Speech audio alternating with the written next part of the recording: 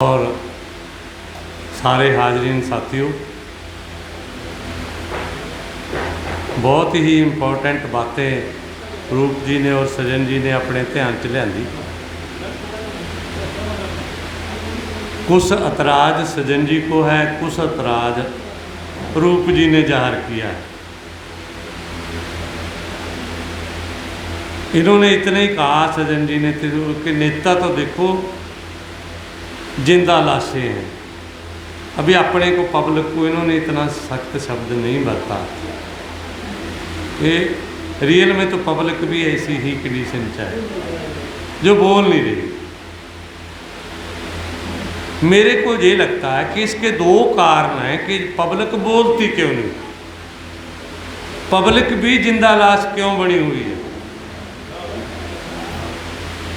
जो मैंने समझा अभी तक, मैं वो बात आपके साथ शेयर करना चाहता हूँ। एक बात तो ये है कि पब्लिक इस करके नहीं बोलती कि पब्लिक उनकी बात के साथ कन्विंस है। पब्लिक भी चाहती है ना कि ठीक है यार, घुस के मारो ना पाकिस्तान को। उन्होंने पब्लिक का जो माइंड सेट है अपने मीडिया राही, अपने प्रचार राही, किसी भी तरीके राही उन्होंने अपना जो पब्लिक का जो यार चाय बिस्कुट आगे पहले यही ना चक्कले कम है कि मैं कंटिन्यू रखा। मैनू ये लगता भी फिर मेरी बात में इंटरेस्ट कम आएगा, इसमें ज़्यादा आ जाएगा यार।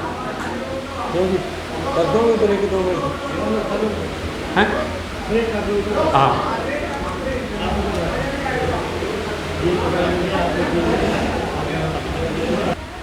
जो पहला कारण वो तो ये आ कि लोग असल दे विच कन्विंस ने, जो लोग अज साडे इस सिस्टम नूं रन कर रहे ने, साडे सिस्टम नूं चला रहे ने, उन्हां दी अप्रोच नाल लोग कन्विंस ने। जदों जम्मू दे विच बैठे भी किसी इंसान नूं ये लगदा कि इलाहाबाद दे विच किसी मुस्लिम व्यक्ति का या किसी मुस्लिम औरत का बुलडोजर नाल घर ढहाता, मतलब उन्होंने जिवें कल भी ये गल हुई सी भी एक अच्छी फीलिंग आउंदी अंदर भी ये यार बहुत कमाल है यार, भी जोगी तू जिंदा ही रह यार। जदों उन्होंने अंदर ये फीलिंग आउंदी आ तो फिर वो घुस के मारेंगे तो क्यों प्रतिक्रिया देंगे भी, उन्होंने तो अच्छा लगता, इसे करके वो बोलते हैं। अगर साडे नेतावां नूं पता लग जे कि अगर मैं ऐसी स्टेटमेंट दूँ जिहदा विरोध हो जाएगा, जल्दी कीते वो ऐसी स्टेटमेंट नहीं देता, वो बिल्कुल मिल तोल के बोलते हैं। इसलिए एक बात तो ये है कि जो हमारी जो प्रॉब्लम हमें वो यही है कि पब्लिक ओपिनियन अभी तक कारपोरेट कैपिटलिज्म सिस्टम के इन जनरल साथ है। इसीलिए ही ये सिस्टम है जो चल रहा है, इन पॉलिटिकल लीडरों के साथ है, इसलिए ही चल रहा है सिस्टम। हाँ, जब कभी लोगों को कोई थोड़ी मोटी ऐसी गलत फहमी हो जाती है, मतलब मैं गलत फहमी कहता हूँ कि क्योंकि वो रियल चीज़ तो होती नहीं, जैसे हमारे पंजाब में हुआ, लोगों को ये गलत फहमी होगी कि जो ट्रेडिशनल पार्टियां हैं अगर हम इनको बिल्कुल हरा दें और एक नया अल्टरनेटिव हमारे सामने आ गया आम आदमी पार्टी का, अगर इसको आगे ले आए तो सिस्टम ठीक हो जाएगा। ये गलत फहमी हुई और लोगों ने 92 सीटें 117 में एक ऐसे आदमी को देती जिसके बारे में व्यक्तिगत मैं कमेंट नहीं करना चाहता, भगवंत मान वाले में खुश नहीं, मैं चलो पीता लोगों को पता, मैं नहीं कहना चाहता उसको। वो तो आप समझो कि उस आदमी को हेड बना दिया और 3 महीने के अंदर अंदर हमारी ये पार्लियामेंट की इलेक्शन आ गई संगरूर की। जे 23 तारीख को वोटिंग होगी और जब 23 तारीख वाली वोटिंग के लिए कंपेन चल रही थी, सज्जन जी भी हमारे पास ही थे, तो ज़्यादातर लोगों का जो व्यू आ रहा था वो पता क्या आ रहा था कि यार इनका दिमाग ख़राब हो गया, अब इनका भी ठीक करना पड़ेगा दिमाग। इनका ठीक करने का मतलब क्या है कि इस बार मतलब पार्लीमेंट की सीट है जी वो आम आदमी पार्टी को नहीं देगी। मतलब 15 मार्च तक लोगों का जो टेम्पू था वो ये था कि ये बहुत अच्छा काम कर रहे हैं, हम 92 सीटें देती उनको। और आज अभी मैंने इन्फॉर्मेशन ली है पंजाब से, आज जिसने कोई भी काम नहीं किया अभी तक, वो बुढ़ा जरनैल होके सिमरजीत मान 7,500 से लीड कर रहा हो 10 बजे 10:30 बजे तक। मतलब क्या हो क्या गया इतना 3 महीने में, तो यार कुछ बात ही नहीं ना होती। दरअसल लोगों का जो माइंड सेट है, लोग जिस टेम्पू बनाते हैं आइडियोलॉजी का या आइडिया का, वो इतना इधर उधर होता है बस। इसलिए एक बात तो मैं ये कहना चाहता हूँ कि अभी तक लोगों का माइंड सेट वो ही पुराना है, और जो हम जहाँ बैठे हैं हमारा भी कम से कम 50% से ज़्यादा माइंड सेट है वो पुराने वाले ही हैं। हम कह देते हैं कि हम NSCPM हैं, हम शराब साहब के चेले हैं, ऐसा है वैसा है। कहने से कोई चेला नहीं बनता, करने से बनता है। हमारी प्रैक्टिस क्या है, क्योंकि लोगों का ऐसा लेवल क्यों है उसके बारे में मेरा ये मानना, मेरी धारणा ये है कि लोगों को रियल इन्फॉर्मेशन नहीं जाती। जैसे मतलब जो सिखिज्म को जानने वाले लोग हैं वो जानते हैं कि सिखों का जो पहले गुरु हुए वो से गुरु नानक देव जी। गुरु नानक देव जी ने कोई ऐसा काम इधर उधर का नहीं किया, उन्होंने अपनी एक आइडियोलॉजी स्थापित की और उसका प्रचार किया। और पूरी गुरु नानक देव जी की लाइफ में 2 ही आदमी उनके साथ जुड़े थे, एक का नाम वाला था, एक का नाम मर्दाना था, चौथा उनके साथ कोई जुड़ा नहीं। और उसमें भी कभी बाला तो बेचारा और टाइप का था, वो कलाकार, मतलब वो तो कलाकार टाइप का लोग था ना, रबाब का वो तो नहीं था, रबाब बजाने का म्यूजिक का वो ज्ञाता था, वो तो इधर उधर नहीं थी होता। मर्दाना अपने वर्गा था, जैसे आपा चेले थे शराब साहब के, कभी कह देते शराब साहब क्या कर रहे हो, हमें नहीं समझ आती। जैसे मेरे वर्गा तो ये हो जाता, जब जे बाली कॉन्फ्रेंस वाला डॉक्यूमेंट लिखा, 3 दिन 3 रात शराब साहब ने मेरे को तो सोने ही नहीं दिया, ये करो ये करो ये करो। मैंने कहा यार ये बुढ़ा तो मारेगा। मैंने एक दिन कहा, तीसरे दिन चौथे दिन मैं शराब साहब मेरे को काम है, मैं बाज़ार में जाके आना है। कहते कितने देर में मुड़े, कितनी देर में मुड़ेगा? मैं 2 घंटे में। कहते ठीक है 2 घंटे में आ जाना, मैं बिल्कुल आ जाऊँगा। मैं ऊपर चढ़िया कॉलोनी दे, ताहाँ एक कंबल प्यासी जाके सौ गया। हूँ मैनू की पता भी शराब साहब टहलन आ जाएंगे, 1 घंटे बाद शराब साहब ताहाँ टहलन आ गए। यार तू कह रहा था वहाँ मैं तो बाज़ार में जा रहा हूँ। मैं शराब साहब मैं जो सोने तो आप देते नहीं हूँ, मैं क्या करा। वो एक तो ऐसे चेले थे जो उनको छोड़ के भागने वाले थे, 2-2 घंटे के लिए चाय छोड़ते थे। और ये ऐसे ही मर्दाना था बेचारा। पर उन्होंने काम क्या किया गुरु नानक देव जी ने, मैं उनकी तुलना अपने नाल या शराब साहब नाल नहीं करना। मेरा कहने का मतलब है कि उन्होंने अपनी एक आइडियोलॉजी का प्रचार किया, एक लोगों का माइंड सेट तैयार किया। ये काम nature human centric people's movement का है। और उसके लिए ये है कि पहला तो हम जो लोग हैं, हमारे को क्या पता कि CO2 मिशन की जो सेब लिमिट है वो कितनी है, वो बहुत एक अपने को ही नहीं पता यार। फिर हम लोगों को क्या ट्रांसफर करोगे वो ज्ञान। अगर हमें ये पता लग गया कि दिल्ली जाना, जैसे सज्जन जी ने बात की कि दुनिया में बनाना है, ये दिल्ली जाना हो गया। जब दिल्ली जाना कैसे है, प्रॉब्लम तो वो है ना, बस पे जाना है, ट्रेन पे जाना है। ट्रेन पे जाना तो कैसे जाना, रिजर्वेशन मिलेगी नहीं मिलेगी, कौन सी गाड़ी पकड़नी है कौन सी नहीं पकड़नी, ये होमवर्क तो करना पड़ता है ना। यही होमवर्क है अपना, जिसको हम लोकलिज्म के नाम पर कई बार रिजेक्ट कर देते हैं। कि जाना तो है यार, ठीक है, वो ख्याल में तो चले जाओ, लेकिन प्रैक्टिकल जाने के लिए तो कोई होमवर्क करना पड़ेगा कि जाना कैसे है, कौन कौन सा रास्ते में कौन कौन सी हर्डल आ सकती है, कौन की नहीं आ सकती है। इसलिए मेरे को ये लगता है कि जैसे कुछ लोग बोलते हैं, हमारे में भी कुछ ऐसे साथी हैं जेड़े कहते हैं यार गर्मी गुर्मी तो पहला भी बढ़ जाती थी, कोई बात नहीं, लेकिन वो ये आर्गूमेंट नहीं देते कि 1750 कार्बन एमिशन का लेवल था 280 ppm और सेव लिमिट मानी गई 300 ppm की। 300 ppm पे प्रेशर आया साइंटिस्टों के कि यार सेव लिमिट को थोड़ा बढ़ाओ, तो बढ़ाते बढ़ाते उन पे प्रेशर पे साइंटिस्टों ने कहता कि 350 तक भी सेव लिमिट हम मान सकते हैं। जैसे हमारा वो मीटर होता है ना, उसमें ग्रीन वाला होता है, उसके बाद रेड में सुई जाती है, तो जो मीटर में थोड़ा चेंज कर दिया कहने से पे कि यार 3.5 मान लेते हैं।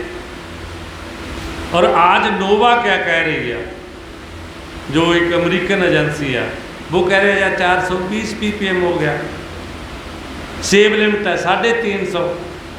क्या हमारे लोगों को ये पता कि 70 ppm की लिमिट हम क्रॉस करके रेड जोन च इंटर कर चुके हैं। हम ऑलरेडी मतलब अंदर से मर रहे हैं।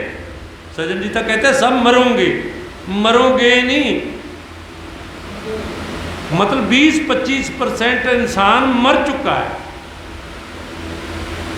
आप इंसान की रिप्रोडक्टिव जो हेल्थ है उसके बारे में जानो, तो जहाँ 1 करोड़ क्रोमोसोम था ह्यूमन सीमन में, अब वो 70,000 ही रह गया। इसका मतलब 30% तो इंसान मर चुके हैं यार।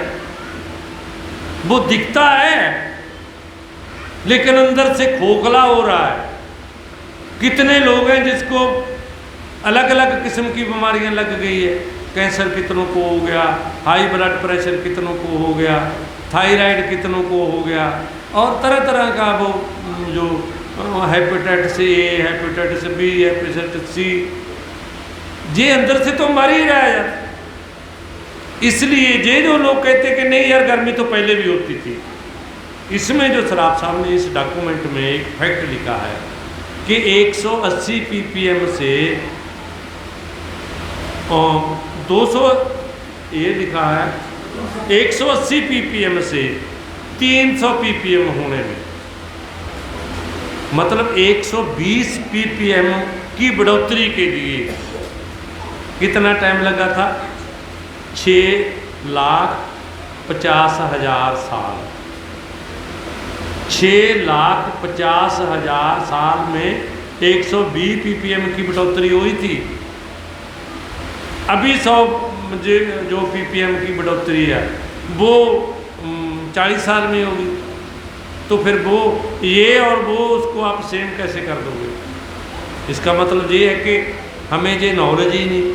जहाँ अगर हमने टेक्निकल कुछ रट्टाबाजी कर भी ली मेरे वर्गे ने, तो उसने अपने अंदर में नहीं इसको उतारे ही नहीं अपने अंदर में कि यार खतरा तो बढ़ गया यार। वो तो अपनी मिसेज को बताने के लिए तैयार नहीं, कोई अपने बच्चे को, बेटे को बताने के लिए तैयार नहीं, कोई अपने ग्रैंड सन को नहीं, ग्रैंड डॉटर को बताने के लिए तैयार नहीं। हमारे में से जो हम बुढ़े समझते हैं अपने आप को, नहीं बताते। और दूसरी बात ये है कि बहुत सारी, जैसे जो रूप जी ने वो प्रॉब्लम बताई थी ना कि यार एम्पावरमेंट में लोग इसमें वो बताते ही नहीं, मतलब लोग क्यों नहीं कुछ करते। मैं कहना चाहता हूँ कि हम nature human centric people's movement के लोग बैठे हैं, क्या कोई बता सकता है कि इलेक्टोरल जो ट्रस्ट बने कब बने, किसकी गवर्नमेंट में बने, और उसका हमारी पार्टियों पे, हमारे चुनाव सिस्टम पे क्या असर पड़ा? कि कंपनियों ने मिलके इलेक्टोरल ट्रस्ट बनाए, उन ट्रस्टों ने हमारी कंपनियों को फंडिंग किया और उस पार्टियों को फंडिंग की, और पार्टियां ने उस फंडिंग का अवजाना कंपनियों को मोड़ में रूप में दिया, उनके फेवर में कानून बना के। फिर उसके बाद ये 2013 में बने थे, इलेक्टोरल ट्रस्ट 2013 में बना इंडिया में। उस समय सरकार की थी मनमोहन सिंह की, कांग्रेस की सरकार टाइम ये बना। फिर उसके बाद आ गया इलेक्टोरल बॉन्ड, जिसकी आजकल चर्चा चल रही है कि 6200 करोड़ रुपया इलेक्टोरल बॉन्ड के जरिए कल बीजेपी को मिला। और यही कह रहे हैं कि उसमें से 2000 करोड़ रुपया महाराष्ट्र की सरकार को तोड़ने के लिए एक फंड बनाया है बीजेपी ने, जो आजकल वो ड्रामा चल रहा है ना महाराष्ट्र में। ये पैसा इतना इनके पास आ कहाँ से रहा है? ये इलेक्टोरल बॉन्ड कौन खरीद रहा है? कंपनियां खरीद रही है। और वो कंपनियां खरीदने के बाद फिर कहती हैं कि अब कृषि के बारे में आप इसको कृषि को ओपन कर दो, 3 काले कानून बढ़ा दो, ताकि पूरे एग्रीकल्चर पे कंपनियों का कब्जा हो जाए। ऐसे थोड़ी बनाए थे उन्होंने। और उसके बाद 2017 में के बजट में ये आया कि हम फॉरेन कंपनियों से भी फंडिंग ले सकते हैं। पहले तो यही है ना कि हमारे जहाँ वाली कंपनियाँ फंडिंग करती थी। और मार्च 2018 में कानून पास कर लिया हमने। क्या कानून पास कर लिया कि कोई भी कंपनी जितना चाहे उतना हमारी पार्टी को फंडिंग कर दे। तो जब राफेल का इशू आया, वो इशू क्या था कि कांग्रेस कह रही थी कि हमने 500 करोड़ रुपये में खरीद लिया जाए, इन्होंने 1000 से भी ऊपर से उसकी कॉस्ट लगा दी।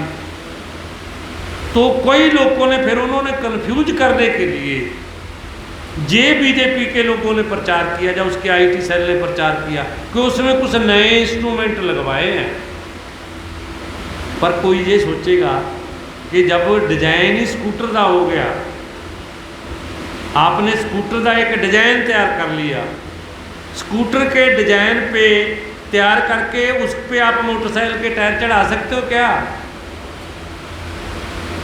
स्कूटर पे अगर आप मोटरसाइकिल के टायर लगा दोगे तो स्कूटर चलेगा?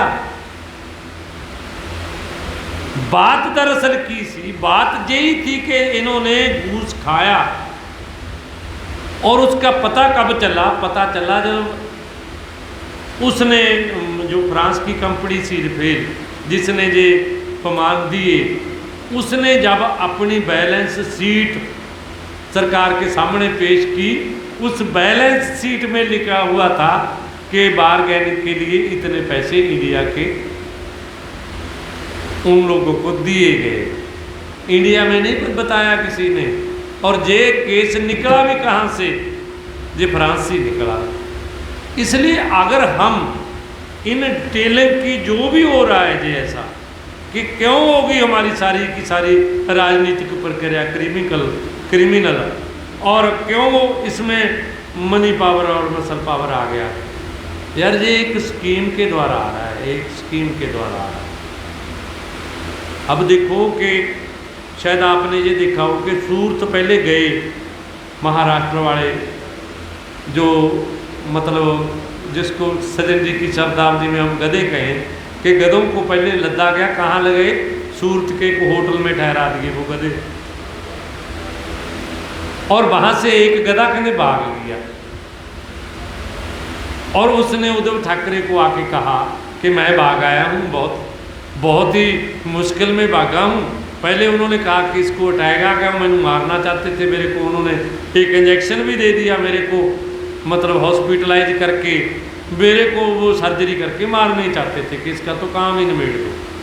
लेकिन बाद में उन्होंने कहा कि नहीं भैया ये भागा नहीं, इसने कहा कि मेरी मदर की तबीयत खराब होगी, ये जेट विमान में ये तोड़ा है और 5 लाख रुपया इसका फेयर दिया है हमने। ये सिद्धे कह रहा है। एक आदमी को सूरत से महाराष्ट्र आने के लिए 5 लाख की टिकट कटाई और पूरे का पूरा वो जेट जहाज से वो बहुत महंगा किराए पे लिया और फिर उसको भेज दिया। इसलिए ये जो प्रोजेक्ट लग रहे हैं, जिसको हम कह रहे हैं आए गया आया राम गया राम की, ये पॉलिटिक्स ऐसे नहीं हो रही। ये कारपोरेट से पैसा आ रहा है और उस पैसे से फिर जो आगे काम हो रहा है, फिर वो कारपोरेट के फेवर में पॉलिसियाँ बनेगी, वो तो बनेगी फिर, और क्या होगा। अगर वो नहीं बनेगी, वो पब्लिक के फेवर में पॉलिसियाँ कैसे बढ़ाएंगे। जी दिखाइए बाजरी, भैया उसे की हाजिरी भरनी पड़ेगी। इसलिए जब तक हम लोग पहले हम इन बातों पे अवेयर नहीं होते, जागरूक नहीं होते, फिर इस कली कली बात का हम लोगों के साथ बैठ के चर्चा नहीं करते, प्रचार नहीं करते, तब तक यार nature human centric people movement आगे बढ़ेगी तो बढ़ेगी कैसे। ये हमारी खाम ख्याली से, हमारी इच्छा से, हमारे सब्जेक्टिव नज़रिए से नहीं आगे बढ़ेगी। ये प्रैक्टिकल बात से आगे बढ़ेगी कि हमें ये सारी चीज़ों पे ध्यान देना पड़ेगा। और मैं ज़्यादा इसको लंबा नहीं करता, एक ही पॉइंट कह के मैं आगे जाना चाहता हूँ कि इसमें 3 काम इसमें मेन है हमारे इस डॉक्यूमेंट में जो सराफ साहब ने निकाल के दिए। पहला काम कि हम कैपिटल की डेफिनेशन को अच्छी तरह अंडरस्टैंड करें कि कुदरती संसाधन और मानवीय संसाधन ही सबसे बड़ी पूंजी है साढ़े समाज में, जिससे सब चीज़ों का निर्माण होता है। लेकिन अभी भी हम जो पैसे वाली डॉलर वाली कैपिटल में ही उलझे हुए हैं। इसीलिए हम बच्चे को कहते हैं कि चल कोई यार नहीं यार, जमीन का किला बेच देंगे, तू कनेडा में तुर जाओ, थे डॉलर कमा, तेरी लाइफ बन गई। देखो कह के क्या तोड़ रहे हैं कि यार हम तो औखे सौखे किसी तरीके से अपना काम चला लेंगे, पर तेरी तो लाइफ बने ना। उसको लाइफ बनाने के लिए कहाँ भेज रहे हैं? कनाडा में, यूएसए में, ऑस्ट्रेलिया में, न्यूजीलैंड में वगैरह वगैरह। इसका मतलब हम कहाँ किस चीज़ के शिकार हैं, हमें नहीं पता अभी तक कि नेचुरल कुदरती संसाधन और मानवीय संसाधन ये बड़ी चीज़ है, ये बड़ी पूंजी है, ना कि पैसा। पैसा अगर वो बच्चा कमा भी लेगा, अगर वो हेल्दी ही ना रहा, अगर हम जहाँ पड़े पड़े ही मर गए, कोई हमारे को उठाने वाला ही ना रहा, फिर हमारा उस बच्चे को पैदा करने का, उसको पालने का, उसको पढ़ाने का, उसका अर्थ क्या रहा है। अगर हम इस बात को समझ लें और अपने लाइफ में उसको उतार लें, तो हमारी पूरी की पूरी लाइफ स्टाइल ही बदल जाएगा। हम बच्चे को सिखाएंगे वो बातें जो उसके काम आए, हम बच्चे को बनाएंगे हेल्दी, चाहे वो कम ही कमा ले। दूसरी बात इसमें जो दूसरा काम है कि हर समय और स्थान पे टिकाऊ वातावरण का जो बुनियादी काम मनुखी बुनियादी मनुखी काम उन्होंने उच्चा चकना, जने साढ़े हर कंडीशन साढ़े सामने वातावरण की प्रमोशन, वातावरण का विकास हर समय नंबर 1 रहना चाहिए। यह दूसरा पॉइंट है। तीसरा पॉइंट है इसका कि लोगों संविधानक लोगों का संविधानक सशक्तिकरण करना। ਉਹਦੇ ਚ ਮੁੱਢਲੀ 3 संविधानक सशक्तिकरण के काम ने जिहड़े इंपावरमेंट के काम ने जिहड़े वो लिखा होया कि आर्थिक लोगों का जिहड़ा सशक्तिकरण वो किवें होऊगा। ਉਹਦੇ ਲਈ क्या शुद्ध हवा, शुद्ध पीण का पानी, पौष्टिक भोजन, मकान, कपड़ा, मुफ्त सेहत ते सिक्ख्या सहूलत का बुनियादी अधिकार हरेक आदमी नूं इनू फंडामेंटल राइट के रूप के विच एक्सरसाइज करने का हक होगा। और ये देखो कि कोई भी इलैक्शन आती है, चाहे वो म्यूनसिपैलिटी की आवे, चाहे वो विधान सभा की आवे, चाहे वो पार्लीमेंट की आवे, कभी किसी ने कहा कि यार हमें कुछ नहीं चाहिए और हमें तो शुद्ध हवा, शुद्ध पानी, शुद्ध भोजन दे दो, बस। कोई मांग कर नहीं तैयार। अच्छा जी कोई मेरे वर्गा कहना कि यार ये मांग करो ना, आप अपने लोग ही कह देते यार यार कोई प्रैक्टिकल बात करना यार, ये सब्जेक्टिव बातें क्यों करता है। जो बाबे नानक ने प्रचार शुरू किया था तो उस समय देखो ना, उस समय उनके कई गांव में उन पे लोगों ने डले मतलब पत्थर फेंके थे, और एक गांव में गुरु साहब का बहुत ज़्यादा सत्कार हुआ।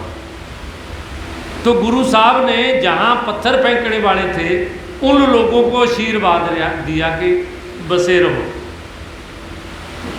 जिन्होंने उनका बहुत ज़्यादा सत्कार किया उनको कहा उजड़ जाओ। तो मर्दाना कहने लगा, बाबा ये पुट्ठा काम क्या शुरू कर लिया? वो कहता है यार उन्होंने पत्थर मारे अपने, कहते बस जो। इन्होंने इतना सत्कार किया, खाना भी खवाया, सब कुछ किया, अपनी बात भी सुनी, कह रहे उजड़ जो। वो कहते यही बात है, जे पागल लोग एक ही जगह रहे तो ठीक है, जे अच्छे लोग हैं अगर फैले, उजड़ जो का मतलब है अगर दूर दूर तक फैले तो समाज में कुछ अच्छा होएगा, समाज का कुछ सुधार होएगा। इसलिए अपने से कितने को उजड़ने के लिए तैयार हैं।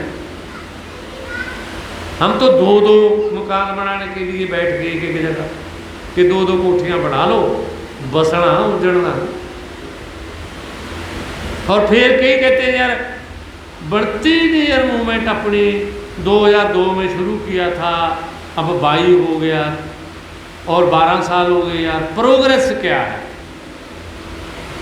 प्रोग्रेस तो बस ऐसी होएगी जैसा गुड़ पाओगे मिठा उन्नी हो। हम पाइया गुड़ पा के कड़ाहा चाह दा बनाने को फिरदे हो जेड़ा, वो तो बनता नहीं। इस करके मेरा कहने का मतलब यह है कि एक बुनियादी फंडामेंटल राइट दसिया सराफ साहब ने कि एक संविधानक अधिकार बनाओ लोगों को कि वो शुद्ध हवा, शुद्ध पानी, पौष्टिक भोजन, कपड़ा, मकान, फ्री एजुकेशन और हेल्थ फैसिलिटी के लिए। ये हरेक का जन्म सिद्ध अधिकार आ, इहदा जन्म सिद्ध अधिकार बनाओ लोगों का है। और जेड़ा भी साडे कोले जदों भी कोई कुछ करन आउंदा भी असीं विकास करांगे, उन्होंने कहो ना भी बाबा तेरे विकास तो रजेता है, तू जा साडा तां इन्ना क काम करदे, सारियां वोटां तैनूं पा दे। और जे दूजी बार आके तुहाडे कोल वोट मंगण आ गया तां मैनूं कह दे। दूसरी गल ये कहो कि आर्थिक सशक्तिकरण लई एक ऐसा प्रिंसीपल बनाना पऊगा कि आमदन में एक अनुपात 5 तो ज़्यादा डिफरेंस नहीं होगा। और हुण कितना डिफरेंस आ? पिछले दिनी रवीश ने एक प्रोग्राम किया, उहदे च उन्हें कहा कि जेड़ा बंदा 25,000 रुपया महीना कमाउंदा, 25,000 रुपया महीना और साल का बन गया 3 लाख, भी जेड़ा 3 लाख रुपया महीना कमाई है जेड़े बंदे दी, वो साडे मुल्क दे टॉप 10% पब्लिक दे विच आ गया। जेड़े उपरले 10% ने उहदे च कौन आ गया? 25,000 रुपया महीना कमाउण वाला। और फिर इहदा ये भी हिसाब लाओ ना भी फिर जेड़े 90 ने उन्हां दे पल्ले विचारियां दे की आ। जे उपरले 10% जेड़े 25,000 रुपया महीना वाले आ गए उपरलियां च, फिर जेड़े हेठले 90 ने वो रोटी किवें खांदे ने, वो अपना जीवन जाचन कैसे करते हैं कि उन्हां दा बारे च किसी ने मतलब सानू कोई दर्द, सानू कोई जे वो साडे च कोई संवेदना है? जिवें एक विद्वान ने कहा सी भी जे तुसी दर्द महसूस करते हो ना, तुहाडे कोई दर्द हो रहा जां तुहाडे किसी ने कोई मतलब चुंडी वड्ढ ली जां कोई कुछ मारिया, तुहानू दर्द महसूस होया, तो इहदा मतलब की? इहदा मतलब तुसी जिंदे हो, जिउंदे हो। तुसी जे तुसी लोकां दा दर्द महसूस करते हो, होरनां दा दर्द महसूस करते हो, तो इसका मतलब क्या है कि तुसी इंसान हो। एक बंदे दा जिंदा होना, एक बंदे दा इंसान होना, इतना डिफरेंस है इसमें। इस करके जब तक हम कह रहे हैं कि नेचर ह्यूमन, कुदरत और मानव, कुदरत और इंसान, ये दो बड़े पिलर हैं साडे समाज के, यदि असी मूवमेंट बनाउणी आ तो सानू जिंदा इंसान बनना पड़ेगा। सिर्फ जिंदा मानव बन के काम नहीं चलेगा कि सानू खुद का दर्द तो महसूस होवे, पर सानू दूसरिਆਂ ਦਾ दर्द महसूस ना होवे। इसलिए सानू ये पता होना चाहिए कि 90% लोग जिस हालत में जिउ रहे हैं, जिस दुर्गति की कंडीशन चो जिउ रहे हैं, उन्होंने कढ़ने लिए एक ऐसे प्रिंसीपल की जरूरत है कि हम इनकम डिफरेंस नूं 1:5 तक लेके जाइए। इस करके ਜਿਹੜੇ दूसरे पॉइंट ने उन्होंने तो नहीं मैं ज़्यादा जाऊँगा, मैं सिर्फ इत्थे अपनी गल नूं समअप करदा होया कि उन्होंने मैं समरी इस रूप दे विच तुहाडे सामने रखना चाहुंदा कि पहली गल तो यह है कि लोगों का माइंडसैट अज कारपोरेट कैपिटलिज्म के फेवर च आ। उन्हें प्रचार करके मीडिया राही जे वो करके जैसे भी किया लोगों को लोग उहदी आइडिए ते चढ़े हुए ने, जिहदे करके जिहड़ा सानू ये लगता भी लोग उठते क्यों नहीं। अगर लोगों की कोई मूवमेंट बनाउणी आ, लोगों को उठाउणा, तो लोगों के विच एक नवीं जागरता, कुदरत और इंसानियत वाली जागरता, ये सानू वो जाग लाउणा पऊ। और वो लाउण दे लई होर कुछ नहीं करना, सिर्फ प्रचार पहला कि पहला प्रचार करो, लोगों को ये लगे गल ठीक आ, जिन्होंने फिर ये गल लगे ठीक आ, उन्हां नाल कोई स्कीम बनाओ कि वो अगे प्रचार किवें करन और उन्होंने उस चीज़ नूं प्रैक्टिकली धरती ते किवें उतारन, ग्राउंड ते किवें उतारन। और फिर जाके जदों ये काम असीं करते जावांगे, नाल दी नाल साडा जिहड़ा आइडियालोजिकल दिल्ली जाण वाला चक्कर आ वो भी नाल दी नाल चलूगा। क्योंकि जदों असीं कहांगे कि यूक्रेन युद्ध आ जिहड़ा जिन्हें फूड क्राइसिस भी पैदा किया और यूक्रेन के लोगों भी तबाह किया, वो सानू ये गल कह रहा कि यार इन्हां महाशक्तियों के चक्कर च नहीं आना। जे यूक्रेन नाटो का मैंबर बन ली एप्लीकेशन ना दिंदा तां यूक्रेन अज हसदा वसदा। और साडे भी जिहड़े 20-25 हज़ार स्टूडेंट उत्थे मैडिकल की एजुकेशन करन गए हुए सी, और वो भी बेचारे कोई ना कोई अपना उन्हों का फ्यूचर भी खराब ना होंदा। अज नूं उन्हों का भी कोई मैडिकल वाली डिग्री है जी कंप्लीट हो जाती। जिवें साडे कुछ लोगों ने बीजेपी वाले ने प्रचार किया कि यूक्रेन कौन जाता एडमिशन लैन जिन्हों इंडिया च नहीं मिलती, और बहुते ने इहनूं सच मान लिया। पर एक गल सानूं पता होना चाहिए कि यूक्रेन की मैडिकल की डिग्री नूं पूरी दुनिया दे विच मानता, इंडिया की मैडिकल डिग्री नूं नहीं मानता हैगी दुनिया च। असी वैसे ही विश्व गुरु हाँ गल्लां वाले, असी गली बाती मैं वड्डी करतूती वड्डी जठानी। हमारी एक कहावत आ कि गल्लां तां मैनूं बहुत आउंदियां ने पर काम मेरी जठानी नूं आउंदा सारा वधिया। गल्लां च असी भी विश्व गुरु हाँ पर साडी डिग्री नूं कोई मानता नहीं। ईवन IIT की डिग्री नूं दुनिया दे विच मानता लैण लई एक छोटा मतलब साल 1.5 साल का एक कोर्स करना पैंदा, उन्होंने दिखाउणा पैंदा भी हाँ असी रिसर्च भावें इंडिया च कीती आ, असी बाकी रिसर्चर हाँ और तुहाडा जिहड़ा प्रोजैक्ट आ उहनूं असी कर सकते हैं बहुत ईजीली। और अज इन्होंने सारा मतलब कईयां नूं तां मैं साडे एक बच्ची का मेरी भरा की पोती का जसन वो भरन लग गया दाखला, वो कहना भी एक इहदा दाखला भर दिंदे आ इस्लामिया मालिया इस्लामिया यूनीवर्सिटी के है इस्लामिया मील हाँ हाँ जामिया मिलिया इस्लामिया यूनीवर्सिटी, जामिया मिलिया इस्लामिया यूनीवर्सिटी वो बेटी मैनू आके कहनी पापा भी चाचा मेरा वो फार्म भरी जाता आपां नूं सिखां नूं उहदे च एडमिशन मिल जू। मैं क्यों क्यों नहीं मिलूगी, कहनी वो तो जामिया मालिया इस्लामिया ना भी वो तो मुसलमानों की है। मतलब इंडिया के विच बहुते लोगों को ये नहीं पता कि यार वो एरिए का ना यूनीवर्सिटी का वो मुसलमानों की यूनीवर्सिटी नहीं है, वो जिस एरिए च उस एरिए का नाम जामिया मालिया इस्लामिया। जिमें आप लिखते ना गौरमेंट हाई स्कूल सांबा, बस सांबा की है सांबा च है वो गौरमेंट हाई स्कूल, वो यूनीवर्सिटी है जी साढ़े मतलब टॉप 10 दे विच आउंदी है, टॉप 10 दे विच उहदा 2nd नंबर आ।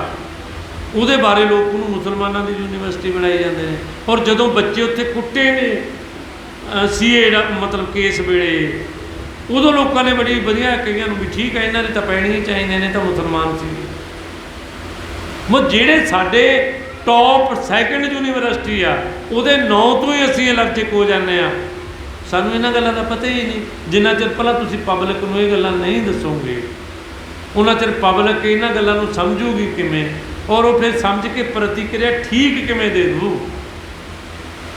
ਇਸ ਕਰਕੇ ਜਾਗਰੂਕਤਾ ਪਹਿਲਾਂ ਖੁਦ ਦੀ ਕਰਨੀ ਔਰ ਫਿਰ ਪਬਲਿਕ ਦੀ ਕਰਨੀ ਔਰ ਲੋਕਾਂ ਦਾ ਮਾਈਂਡ ਸੈੱਟ ਤਬਦੀਲ ਕਰਨਾ, ਔਰ ਤਬ ਜਾ ਕੇ ਕਿਤੇ ਜਿਹੜੇ ਸਮਾਜ ਦੀ ਅਸੀਂ ਕਲਪਨਾ ਕਰ ਰਹੇ ਹਾਂ ਜਾਂ ਸਰਾਫ ਸਾਹਿਬ ਕਲਪਨਾ ਕਰਕੇ ਗਏ ਨੇ, ਤਾਂ ਪ੍ਰੈਕਟੀਕਲ ਉਹ ਗਰਾਊਂਡ 'ਤੇ ਆਊਗਾ। ਸੋ ਤੁਹਾਨੂੰ ਬੋਲ ਕੀਤਾ ਕਿ ਮੈਂ ਚਾਹੁੰਦੇ ਹਾਂ। ਬਹੁਤ ਬਹੁਤ ਤੁਹਾਡਾ ਧੰਨਵਾਦ।